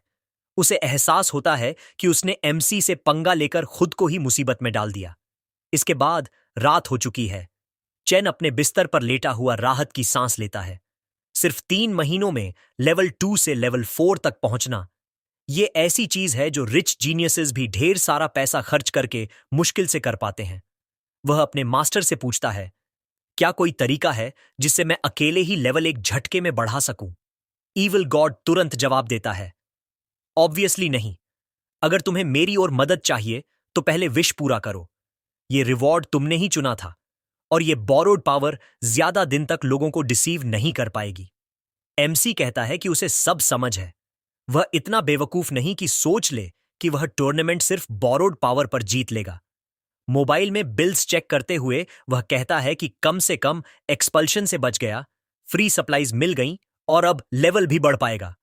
लेकिन इनकमिंग बिल्स देखकर समझ जाता है कि पैसा कमाने का तरीका जल्दी ढूंढना पड़ेगा। नेक्स्ट डे वह स्कूल पहुंचा और उसे कुछ अजीब लगा, क्योंकि उसकी नई स्टडी जगह किसी अबैंडन्ड फैक्ट्री जैसी दिख रही थी। वह समझ ही नहीं पाया कि क्या चल रहा है। तभी कोई उसका नाम पुकारता है। चेन मुड़कर देखता है, कोई हाथ हिलाकर उसे बुला रहा है। वह दोनों एडवांस्ड क्लास की तरफ जाते हैं और वह आदमी अपना परिचय देता है। My name is Zhang, I am the teacher of the advanced class. MC हैरान रह जाता है। उसे लगा था एडवांस्ड क्लास के टीचर्स बहुत स्ट्रिक्ट होंगे, लेकिन जांग तो एकदम कैजुअल निकला। चेन पूछता है कि क्या यहां और टीचर भी हैं। जांग बताता है, एडवांस्ड क्लास में 3 एकेडमिक टीचर्स हैं, लेकिन कॉम्बैट ट्रेनिंग सिर्फ मैं संभालता हूं, क्योंकि पिछले कुछ सालों में एनरोलमेंट घट गई है और बहुत कम लोग एडवांस्ड क्लास तक पहुंचते हैं। इसका मतलब साफ था, उन्होंने एक्स्ट्रा स्टाफ नहीं रखा। चेन समझ जाता है कि स्कूल सच में खराब फेज से गुजर रहा है और अब उसे डायरेक्टर की बेचैनी और भी अच्छे से समझ आने लगती है। दोनों आगे बढ़ते हैं और जांग कहता है, प्रॉमिस है यह जगह तुम्हें डिसअपॉइंट नहीं करेगी। और फिर वह उसे ऑफिशियली एडवांस्ड क्लास दिखाता है। अंदर पहुंचते ही एमसी दंग रह जाता है, क्योंकि ये फैसिलिटीज तो नॉर्मल रूम जैसी बिल्कुल नहीं थीं, बल्कि एक प्रीमियम जिम की तरह थीं। स्टूडेंट्स भी काफी मोटिवेटेड लगे, पर तभी उसे एक चीज महसूस होती है, पूरी जगह में एक अजीब सी टेंशन थी। जैंग सबको इकट्ठा करता है और कहता है, ये है चेन, हमारा नया एकेडमी मेंबर। एक्सचेंज टूर्नामेंट की तैयारी के लिए सब लोग मेहनत करो। एमसी मुस्कुराकर बस इतना कहता है, मैं आप सबसे सीखने के लिए एक्साइटेड हूं। लेकिन तभी एक स्टूडेंट बोल पड़ता है, मुझे इस बंदे की स्ट्रेंथ पर डाउट है। सच बोलो, तुमने जरूर किसी से सेटिंग करवाई है यहां आने के लिए। तुम एडवांस्ड क्लास को नीचे गिरा दोगे। जांग गुस्से से चिल्लाता है, ऐसा मत बोलो, चेन ने अपनी स्ट्रेंथ से ही जगह बनाई है। उसका जवाब खत्म भी नहीं हुआ था कि वह स्टूडेंट आगे बढ़कर कहता है, अगर इतनी शक्ति है तो दिखाओ। I formally challenge you to a duel. सारे स्टूडेंट्स हैरान रह जाते हैं, क्योंकि फॉर्मल चैलेंज सदियों से नहीं हुआ था। नॉर्मल ट्रेनिंग से अलग फॉर्मल चैलेंज में दोनों की प्राइड दांव पर होती है, और जो हारता है उसे विनर का हर आदेश मानना पड़ता है, बिना किसी कंप्लेंट के। सब यही सोच रहे थे, एकेडमी का सबसे मजबूत स्टूडेंट एक न्यूकमर को इतनी एग्रेसिवली क्यों इंटिमिडेट कर रहा है। एक स्टूडेंट जो वेट्स उठा रहा था पूछता है, क्या हो रहा है? पास खड़ी एक लड़की जवाब देती है, लगता है कोई ट्रांसफर्ड न्यूकमर लड़ाई करने वाला है। टीचर तुरंत कहता है, वरी मत करो, फॉर्मल चैलेंज तभी शुरू होता है जब दोनों तरफ की सहमति हो। लेकिन चेन बिना एक सेकंड सोचे चैलेंज एक्सेप्ट कर लेता है।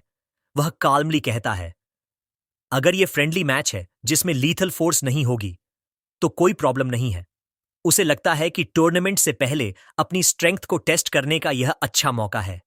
उधर डायरेक्टर के ऑफिस में एक टीचर घबराकर कॉल करता है, सर, चेन ऑलरेडी किसी से लड़ रहा है।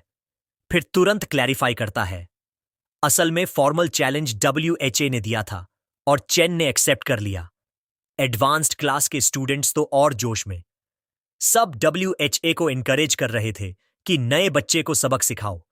डायरेक्टर यह सुनकर सोच में पड़ जाता है। क्या चेन खुद कोई टेस्ट कर रहा है? आखिर वो पावर कंसीलमेंट भी ट्रेन कर रहा था।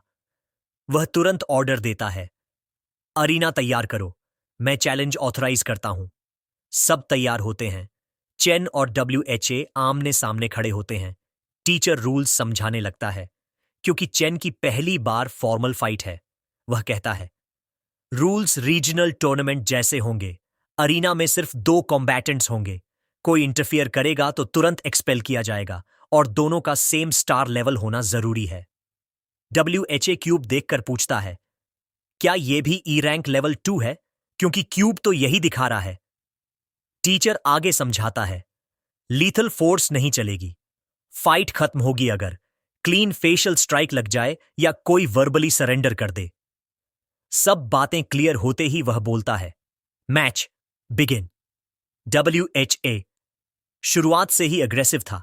वह लाइटनिंग स्पीड में चेन की तरफ झपटकर उसकी नेक पकड़ने की कोशिश करता है। उसे लगता है कि वह लड़ाई तुरंत खत्म कर देगा, लेकिन यह बेकार था। चेन ने उसके हर मूव को पढ़ लिया था और अटैक को बड़ी आसानी से ब्लॉक कर दिया। अगले ही पल WHA फायर हेयर्ड लड़का गुस्से में लगातार और भी पंचेज मारता है, पर हर अटैक मिस हो जाता है। चेन हिलता भी नहीं, बस काम कंट्रोल में, मानो सामने वाला उसे छू भी ना सकता हो। वो और भी ज्यादा गुस्से में आकर हमला करता है, लेकिन चेन हर एक स्ट्राइक को बिल्कुल आसानी से डॉज कर देता है। इससे वो और चिढ़ जाता है। इस बार वो एक पावरफुल किक मारता है। चेन डॉज करता है, लेकिन हवा में ही वो अपनी किक की डायरेक्शन बदल देता है, सीधा चेन के सिर पर निशाना लगाते हुए। किक लगती है, लेकिन चेन अपनी आर्म उठाकर उसे ब्लॉक कर लेता है। Before he can react, chain हल्का सा झुकता है, एक हाथ जमीन पर टिकाता है और घूमकर उसके नेक पर एक साफ किक पहुंचाता है। क्लास का सबसे ताकतवर लड़का वहीं रुक जाता है। उसे कभी उम्मीद नहीं थी कि यह नया लड़का मार्शल आर्ट्स भी जानता होगा। वो खुद को शांत करने की कोशिश करता है।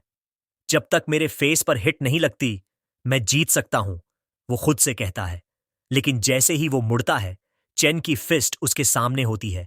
एकदम सीधी पंच उसके फेस पर, क्लीन, प्रिसाइज, अनस्टॉपेबल। चेन अपना हाथ पीछे खींचते हुए शांत आवाज में कहता है, फेस पर क्लीन हिट का मतलब विक्ट्री। पूरा हॉल कुछ सेकंड के लिए चुप हो जाता है। टीचर तुरंत अनाउंस करता है, the winner of the formal challenge, chain. सबसे ताकतवर स्टूडेंट अभी भी समझ नहीं पा रहा था कि वो हार कैसे गया। बाकी स्टूडेंट्स भी शॉक में थे। एक रुकी ने एकेडमी के टॉप फाइटर को हरा दिया था। चेन बस चारों तरफ देखता है और कहता है, तो कोई और कंप्लेंट या सब खत्म? टीचर अभी भी स्टन्ड था। वो जानता था कि हारने वाला लड़का प्रोफेशनली ट्रेंड था, लेकिन चेन, जिसने कोई फॉर्मल टेक्निक नहीं सीखी थी, सिर्फ अपनी फिजिकल एबिलिटी और रिएक्शन स्पीड से जीत गया। उसी वक्त पीछे से एक आवाज आती है, एक्सेप्शनल, ट्रूली एक्सेप्शनल। डायरेक्टर था। वो लड़ाई की तारीफ करता है और चेन को अपने साथ चलने के लिए कहता है। पूरा क्लास ऑ में देखता रह जाता है जबकि दोनों हॉल से बाहर जाते हैं। वहीं कोने में खड़ा ब्लॉन्ड लड़का बस एक ही बात सोच रहा था, चेन को अपने टीम में लाना होगा, किसी भी कीमत पर। डायरेक्टर चलते चलते पूछता है, तो एलीट क्लास में अब तक एडजस्ट हो रहे हो? चेन हल्की सी मुस्कान के साथ कहता है, हां, सब ठीक है, बस मेरे क्लासमेट्स थोड़ा ज्यादा इंथुजियास्टिक हैं। होई सिर हिलाते हुए कहता है कि ये नॉर्मल है। जब लोग किसी स्ट्रांग व्यक्ति को देखते हैं तो हैरान तो होते ही हैं। वो चेन को सिर्फ एक बात कहता है, ट्रेनिंग पर ध्यान दो और तुम्हें जो भी चाहिए बस बताना। MC हैरान रह जाता है। डायरेक्टर उस पर इतने जल्दी ट्रस्ट कर रहा है, ये सोचकर उसे थोड़ी शर्म भी आती है। थोड़ी झिझक के साथ वो पूछता है, क्या स्टूडेंट्स के लिए क्विक मनी कमाने का कोई तरीका है? डायरेक्टर उसका सवाल सुनकर चौंक जाता है। वो गंभीर होकर कहता है, इस उम्र में तुम्हें पैसों की चिंता नहीं करनी चाहिए। ट्रेनिंग पर ध्यान दो, बाद में तुम बहुत पैसा कमा सकते हो। और मुझे पता है तुम्हारा परिवार मुश्किलों से गुजर रहा है, स्कूल कुछ खर्चा कवर भी कर सकता है। चेन हल्का सा मुस्कुराता है। वो सोचता है कि उसने ये सवाल इम्पल्सिवली पूछ लिया था, इसलिए वो जवाब देता है कि सब ठीक है और मन ही मन तय करता है कि उसे खुद ही कोई तरीका ढूंढना होगा पैसे कमाने का। एकेडमी लौटते हुए वो लगातार सोचता जाता है। स्टूडेंट लोन्स पर स्कूल की सख्त नजर रहती है। अगर पकड़ा गया तो बड़ी सजा है, तो ये रास्ता नहीं चलेगा, लेकिन पैसे कहां से आएंगे? इसी उधेड़बुन में होता है कि कोई उसे पुकारता है। वो मुड़ता है। जरूरी था। वो हंसते हुए कहता है, तुम्हारी फाइट अमेजिंग थी, डायरेक्टर तक का ध्यान खींच लिया। एमसी भौंचक्का रह जाता है और पूछता है, और तुम हो कौन? तभी जिया आती है और कहती है, सॉरी, ये हमेशा से ऐसा ही वियर्ड रहा है। फिर वो समझाती है, रजिस्ट्रेशंस के हिसाब से हम तुम्हारे सीनियर्स हैं, तो अगर कोई डाउट हो, कुछ पूछना हो, फील फ्री। एमसी को समझ नहीं आता कि क्या बोले। वो बस छोटे से थैंक यू में बात खत्म कर देता है। जरूरी उत्साह से कहता है, अब हम तीनों की एक टीम है और टीम लीडर होने के नाते मैं इंश्योर करूंगा कि तुम बिल्कुल ठीक रहो।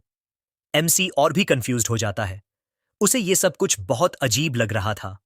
तभी वो ब्लॉन्ड लड़का पूछता है, क्या तुम लोअर क्लास से ट्रांसफर होकर आए हो? और वो कॉम्बैट टेक्निक सीखी कहां से? चेन उलझन में कहता है कि उसे समझ नहीं आया वो कॉम्बैट टेक्निक वाली बात से क्या मतलब निकाल रहे हैं। यरुई हैरान होकर पूछता है, तुम्हें पता भी नहीं कि कॉम्बैट टेक्निक होती क्या है, तो फिर वेनहाओ को हराने वाला मूव तुमने किया कैसे?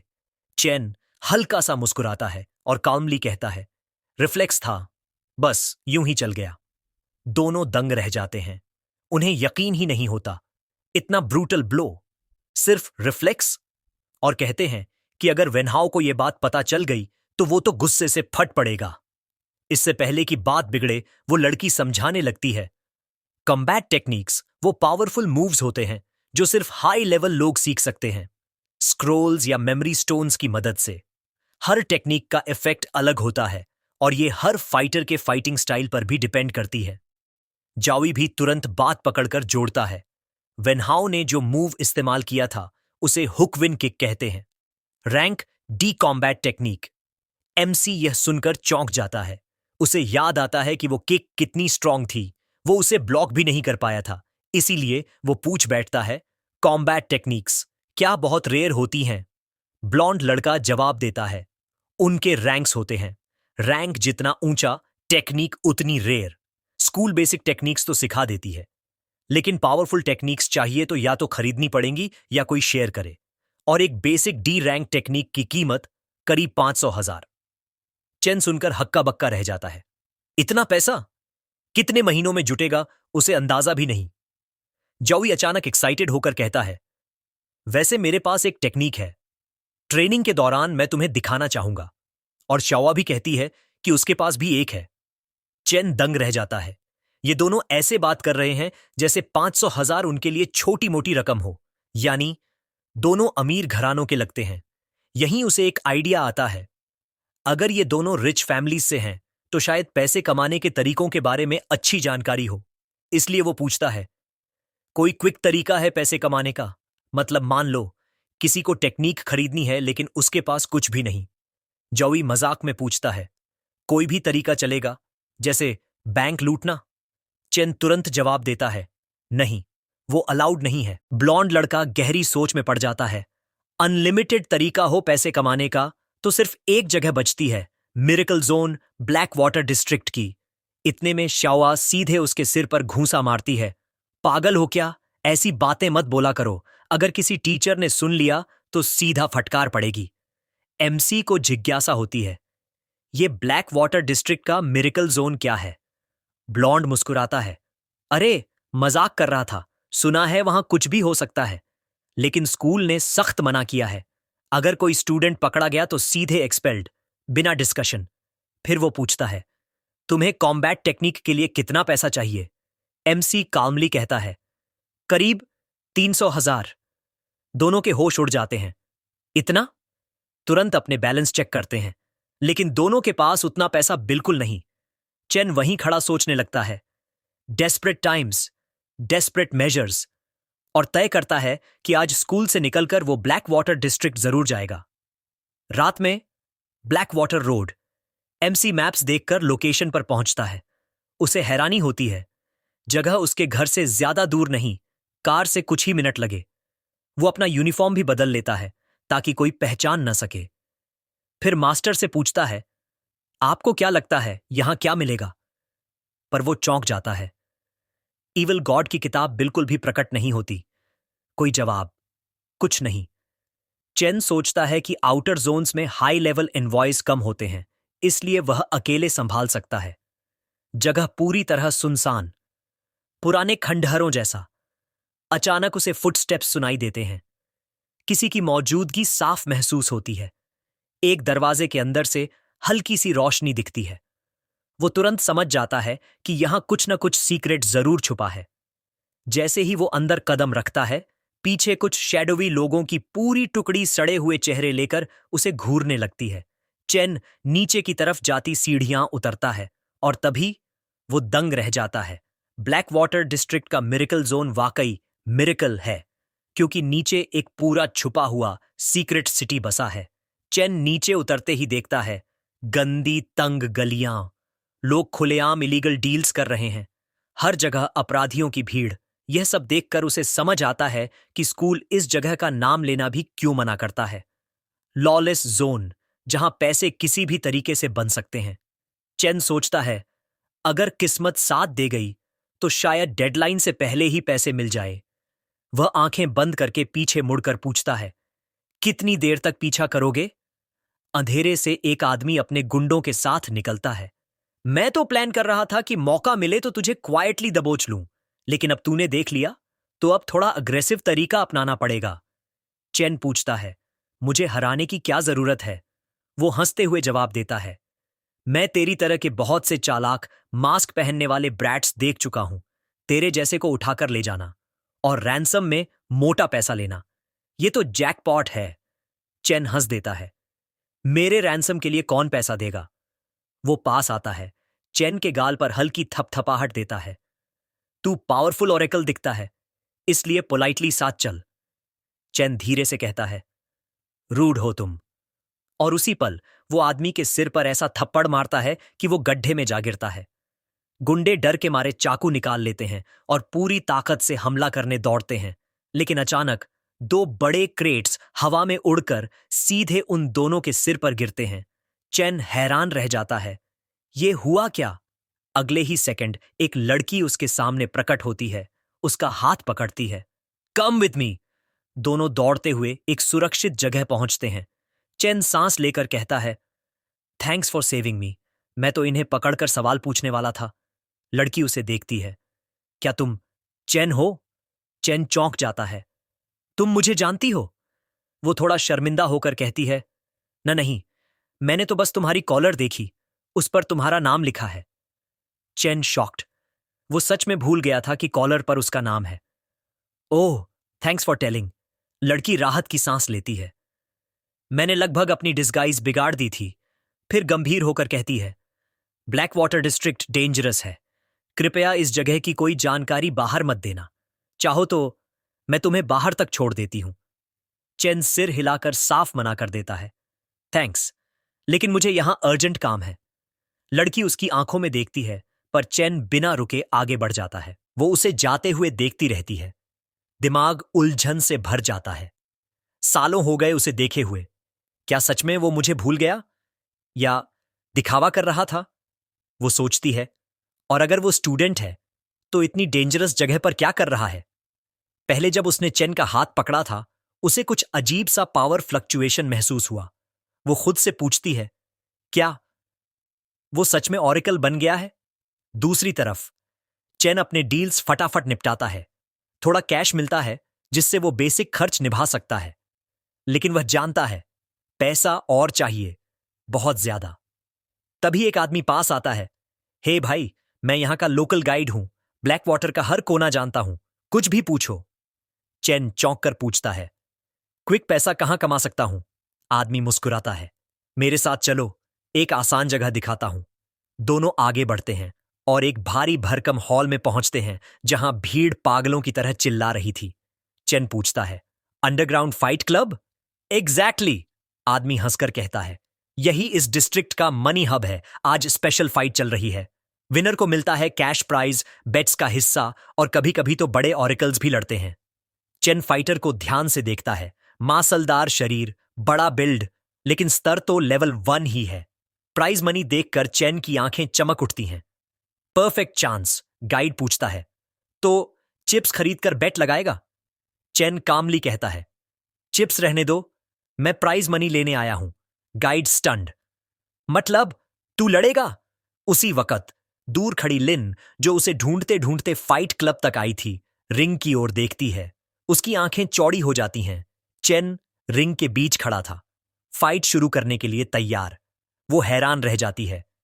ये क्या कर रहा है वो? फाइटर अपना सीना चौड़ा करके खुद को इंट्रोड्यूस करता है।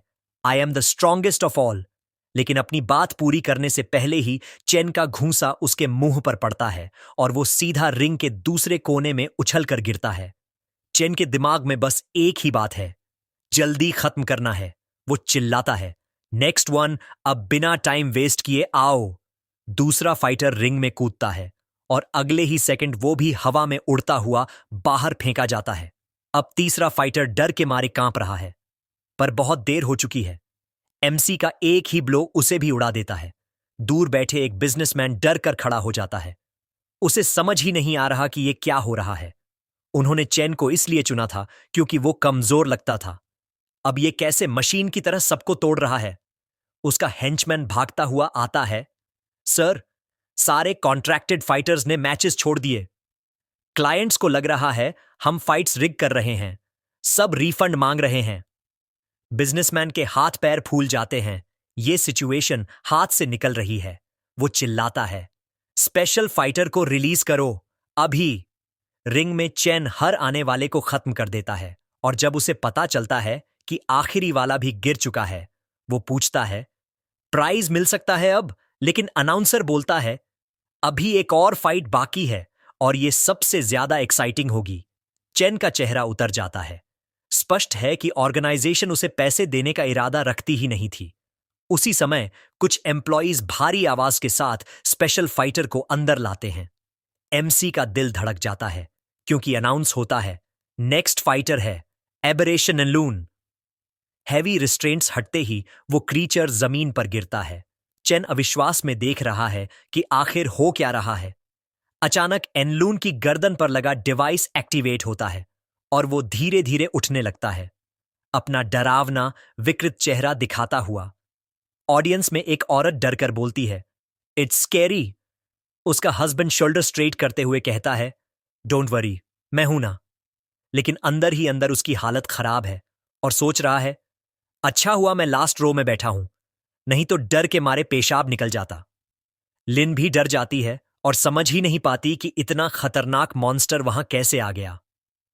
फोन को कसकर पकड़ते हुए उसके दिमाग में बस एक ही बात चलती है, चेन इस लेवल के मॉन्स्टर से लड़ भी पाएगा? वो जानती है कि वो उसे बचाने भी जाए तो उसकी खुद की लोकेशन एक्सपोज्ड हो जाएगी। यही सोच सोचकर वो और ज्यादा फ्रस्ट्रेटेड होती जाती है। उधर एमसी परेशान हो रहा है कि ऐसी क्रूशियल मोमेंट पर ये इविल बुक दिखाई ही नहीं देती और उसे साफ पता है कि निफ्लून पिछले ओपोनेंट से बिल्कुल अलग है और कहीं ज्यादा डेंजरस। वो मॉन्स्टर की आंखों में देखता है और तुरंत समझ जाता है कि ये सच में कितना टेरिफाइंग है। एक असली हंटर जो अपनी प्रे की तरफ बढ़ रहा हो। उसी पल निफ्लिन बस अपनी उंगली हिलाता है और अगली ही सेकंड में चेन के चेहरे पर एक लाइटनिंग फास्ट अटैक करता है। चेन शॉक में बाल बाल बचता है। उसे यकीन नहीं होता कि अटैक इतना फास्ट था। अगर उसने इंस्टिंक्टिवली डॉज न किया होता तो उसी मोमेंट उसकी मौत तय थी। चेन पीछे मुड़कर देखता है और समझ जाता है ये मॉन्स्टर सच में उसे मारने आया है और बस वो अब बिल्कुल नहीं रुक सकता। गुस्से और सर्वाइवल इंस्टिंक्ट में चेन सीधा चार्ज करता है और पूरे जोर से निफ्लिन के दोनों आर्म्स पकड़ लेता है। अब वह एक पल भी पीछे हटने वाला नहीं। लेकिन मॉन्स्टर की ताकत इतनी ज्यादा थी कि वो चेन को पीछे घसीटने लगा और इससे चेन की चिंता और बढ़ गई। उसे पता था कि उसे ये फाइट जितनी जल्दी हो सके खत्म करनी ही होगी। तभी वह फैसला करता है कि अब लेवल 4 पर जाना पड़ेगा। जैसे ही वह अपनी पावर बढ़ाता है, एनर्जी उसके पूरे शरीर से ओवरफ्लो होने लगती है और दोनों हाथों में एक मैसिव हैमर सा शेप बन जाता है। चेन पूरी ताकत से उस मॉन्स्टर को जमीन पर पटक देता है, इतना जोर से कि अरीना का डिवाइस तक हिल जाता है। वह रुक कर देखता है, क्या यह खत्म हो चुका है? लेकिन उसी सेकंड निफ्लिन काउंटर अटैक करता है और चेन को बस हल्का सा ग्रेज करता हुआ निकल जाता है। चेन तुरंत पीछे हटता है। उसका सबसे स्ट्रॉन्ग अटैक भी मॉन्स्टर की मोटी और रेजिस्टेंट स्किन पर ज्यादा असर नहीं कर पाया। वो दौड़ता हुआ सोचता है, मुझे कोई वेपन चाहिए अभी। तभी निफ्लू फिर हमला करता है, अपनी उंगली पर बनाई हुई हार्ड रेजिस्टेंस स्किन के साथ। एमसी इस बार मौका पकड़ता है और उस स्किन को बीच से तोड़ देता है। वह उसी स्किन को हथियार की तरह पकड़ता है और मॉन्स्टर की नेक पर सीधा वार करता है, इतना तेज कि निफ्लू की जॉ तक क्रैक हो जाती है। लेकिन यह देखकर चैन फ्रस्ट्रेट हो जाता है, क्योंकि यह अटैक भी डीप डैमेज नहीं कर पाया, बस ऊपर ऊपर से ही चोट लगी। अगले ही पल मॉन्स्टर पूरे अरीना में गैस छोड़ने लगता है। चैन घबराकर सोचता है, यह टॉक्सिक मिस्ट है क्या? लेकिन थोड़ी देर में समझ जाता है कि यह सिर्फ नॉर्मल मिस्ट है। लेकिन इसी ओवरथिंकिंग के चक्कर में वह डिस्ट्रैक्शन का शिकार हो जाता है और एक जबरदस्त पंच उसके पेट पर पड़ता है। वह काउंटर अटैक करने की कोशिश करता है, पर निशाना चूक जाता है और पीठ पर दूसरी हिट खा लेता है। अब वह मिस्ट में कुछ भी नहीं देख पा रहा, केवल बचता जा रहा है, हर डायरेक्शन से आ रहे काउंटलेस ब्लोज से खुद को बचाते हुए। उसके दिमाग में बस एक ही बात चल रही है, मुझे इसकी वीकनेस ढूंढनी है। बोरोड पावर ज्यादा देर तक नहीं चलेगी। चेन खुद को शांत करने की कोशिश करता है, क्योंकि अब उसे अपनी सारी सेंसेस का इस्तेमाल करके इस इनविजिबल एनिमी की एग्जैक्ट पोजीशन समझनी होगी। चेन गहरी सांस लेकर अपने माइंड को पूरी तरह फोकस करता है। इसी कंसंट्रेशन के चलते उसे मिस्ट के अंदर कुछ मूविंग फिगर्स दिखाई देने लगते हैं और उसके अंदर थोड़ी कॉन्फिडेंस लौट आती है। लेकिन तभी एक और तेज अटैक उसकी तरफ आता है। चेन लाइटनिंग स्पीड से ओपोनेंट का आर्म पकड़ लेता है और बिना एक सेकंड घंवाए उसे काट देता है। मॉन्स्टर दर्द से दहाड़ मारकर चीख उठता है। एमसी इस ओपनिंग का पूरा फायदा उठाता है। वह लगातार अटैक करता रहता है, लेकिन अचानक उसे दिल में इलेक्ट्रिक शॉक जैसा दर्द महसूस होता है। यह साफ था, उसकी बोरोड पावर अपनी लिमिट पर पहुंच रही है। इसका फायदा उठाकर निफ्लो उसकी हथेली पर जोर से वार करता है, जिससे चेन का वेपन दूर जा गिरता है। फिर वो अपनी लंबी टंग से एक और हमला करता है, सीधा चेन के पेट पर। चेन गिरता नहीं है, वह आखिरी दम तक फाइट करने का फैसला करता है। वह और भी ज्यादा पावर बोरो करता है और तभी वो मॉन्स्टर की टंग को दोनों हाथों से पकड़ लेता है, पूरी ताकत से उसे अपनी तरफ खींचते हुए। फिर दोनों हाथों से मॉन्स्टर के पूरे माउथ को पकड़कर चेन गुर्राता है। ये अभी खत्म नहीं हुआ। अगले ही पल वह दहाड़ता है और अपनी विशाल ताकत से मॉन्स्टर को बीच से दो टुकड़ों में फाड़ देता है। चिल्लाहट, खून और फटे मांस की आवाज पूरे अरीना में गूंज जाती है।